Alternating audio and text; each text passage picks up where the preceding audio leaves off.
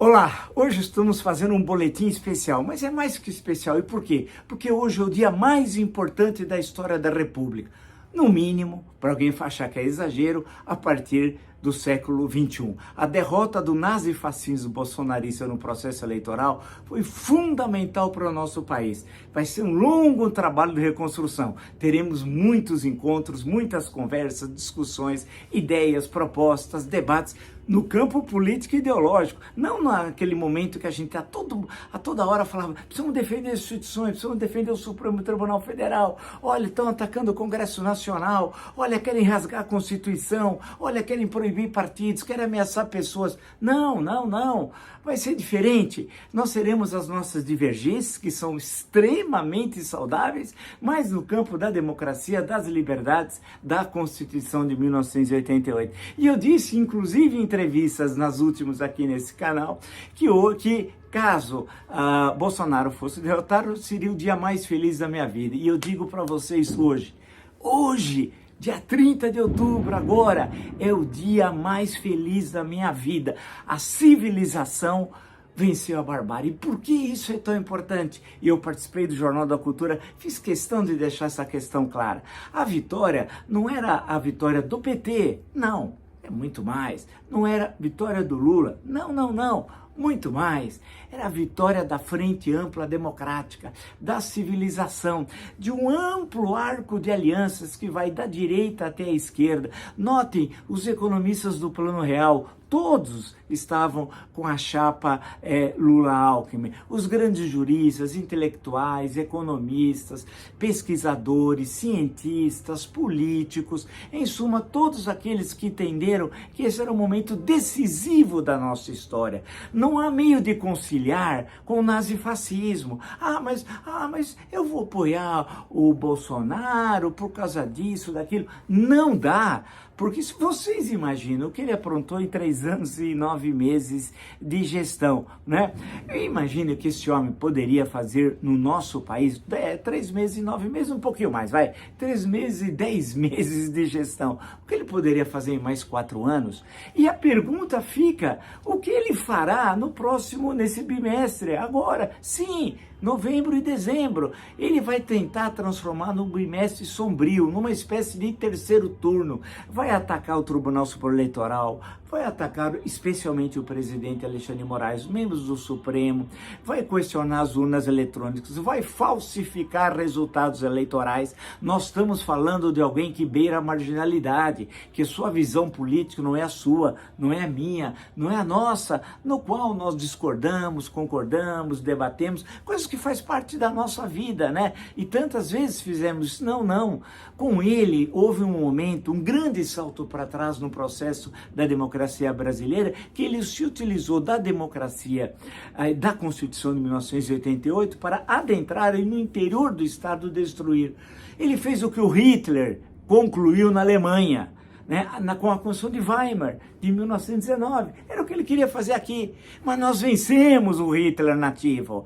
Vencemos com o voto, que foi uma luta histórica nossa. Quantas vezes, e eu posso dizer, em quantas vezes eu fui nas manifestações em defesa de eleições diretas para presidente da República. E finalmente conseguimos na Constituição de 88 e pela primeira vez na eleição de 1989. E foi o voto o instrumento da democracia, das liberdades, o instrumento da mudança, como bem diz e sempre disse, quantas vezes eu repeti nesse espaço, o doutor Ulisses Guimarães, quando da promulgação da Carta de 1988, a importância da Constituição Cidadã. Hoje é uma vitória histórica, o 30 de outubro vai entrar no calendário cívico-democrático brasileiro. Foi uma grande vitória. Alguém vai dizer assim, mas foi apenas mais 2 milhões e pouco de votos, foi isso e aquilo. Não me interessa, podia ser 1, 10, 20, 30 milhões. A questão é a vitória em si, porque muitos que votaram no Bolsonaro, e eu fui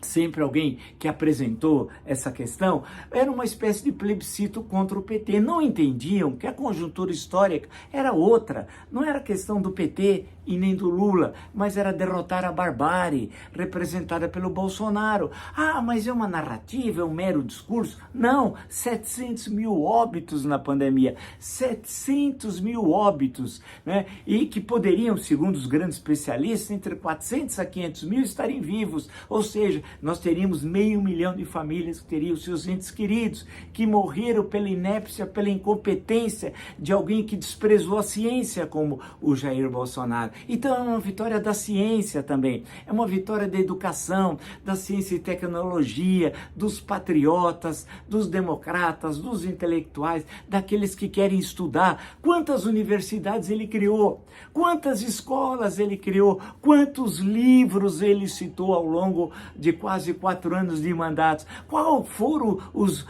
grandes artistas brasileiros que ele louvou? Quantas vezes ele foi ao cinema, ao teatro? Quantas vezes ele falou bem da nossa pátria? Quantas vezes em viagens internacionais, que foram tão poucas, registros, ele mostrou quem era o nosso país. Pelo contrário, ele agiu como traidor, ele se ajoelhou para o Trump. Vocês recordam daquele episódio grotesco nos jardins da Casa Branca, ele dizendo I love you para o Trump, que nem entendeu do que ele estava falando, né?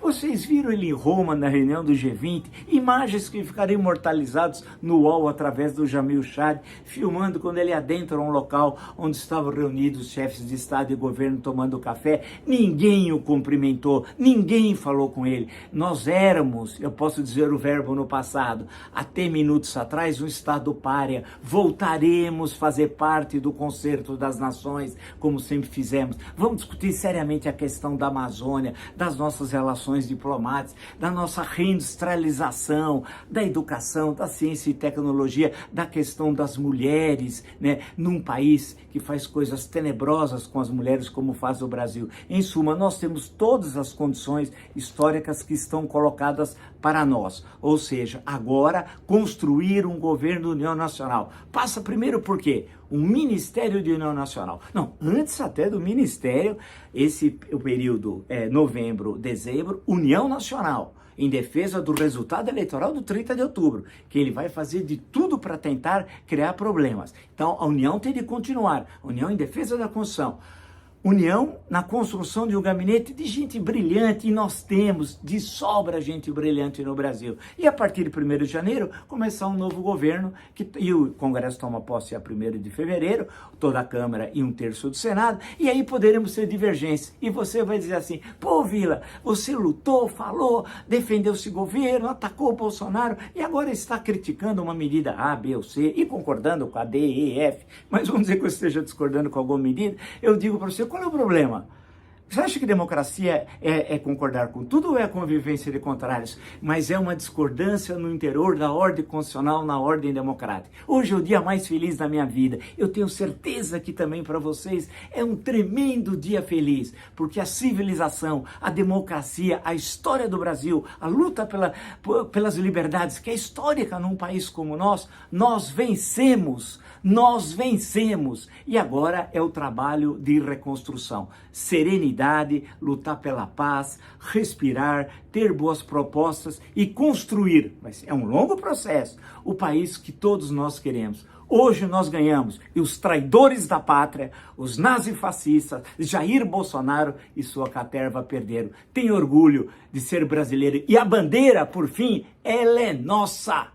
Ela não é de Jair Bolsonaro e sua caterva. Viva o Brasil, viva a democracia, nós ganhamos, e amanhã, com mais calma, no nosso boletim tradicional, poderemos fazer uma análise mais aprofundada no campo da política e no campo da história. Nos encontramos, portanto, amanhã. Até!